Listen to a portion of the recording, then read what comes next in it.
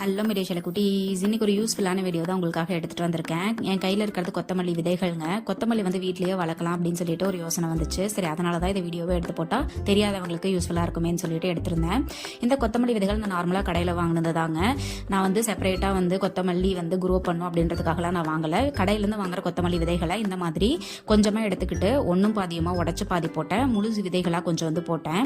எனக்கு கொஞ்சம் டவுட்டாகவே இருந்துச்சு, சரி கடையில் வாங்குறது வருமா வராதா அப்படின்னு சொல்லிட்டு. அதனால இந்த மாதிரி ட்ரையல் மெத்தடுக்கு சின்னதாக ஒரு வேஸ்ட் டப்பா இருந்துச்சு. அதில் வந்துட்டு பக்கெட்டில் மண் போட்டு அதில் வந்து நான் போட்டு பார்த்தேன்.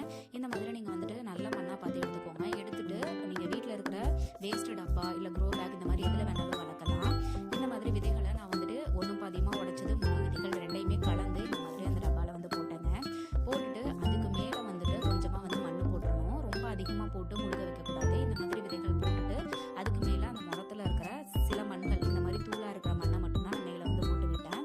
போட்டு விட்டுட்டு லைட்டாக வந்து தண்ணி வந்து தெளிச்சாலே போதும். ரொம்ப தண்ணியெல்லாம் நிற்கக்கூடாது. தண்ணி நின்றுச்சு அப்படின்னா விதைகள் வந்து வராது. அது செடிகள் வந்தாலுமே அடிக்கணும். இந்த மாதிரி ரொம்ப நாள் ஆயிடுச்சு, நான் ஊருக்கு போயிட்டு அதனால வந்து க்ரோ ஆனதை எடுக்க முடியல. இந்த மாதிரி எனக்கு நல்லாவே வந்து கொத்தமல்லி வந்துச்சு. அதுலேருந்து வந்த விதைகள் தான் இது. ஒரு பேட்ச் நான் போட்டுட்டு இருக்கும் போதே இன்னொரு பேட்ச் வந்து நான் கரையில் வந்து போட்டிருந்தேன். அதில் வந்து அடுத்த பூ ஸ்டேஜ் வந்துருச்சு, இன்னொன்று விதை ஸ்டேஜ் வந்துருச்சு. இப்போ பாருங்க, நான் போட்டதுலேருந்து எடுத்த விதை இது வந்து அடுத்த பேட்சாக போட்டது. மூணாவது பேட்ச் இதை சொல்ல போகணுன்னா இதில் வந்து பூக்கள் வந்துடுறதுக்கு.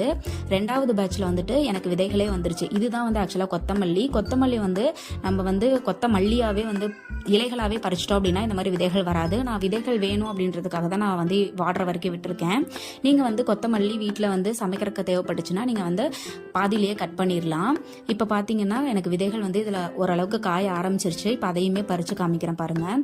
உங்களுக்கு கொத்தமல்லி வீட்லேயே வளர்க்கணும்னு ஆசையாக இருந்தால் கண்டிப்பாக ட்ரை பண்ணுங்கள், சக்ஸஸ்ஃபுல் ஆகும். நம்ம சேனலுக்கு சப்ஸ்கிரைப் பண்ணிடுங்க. Ta-ta by.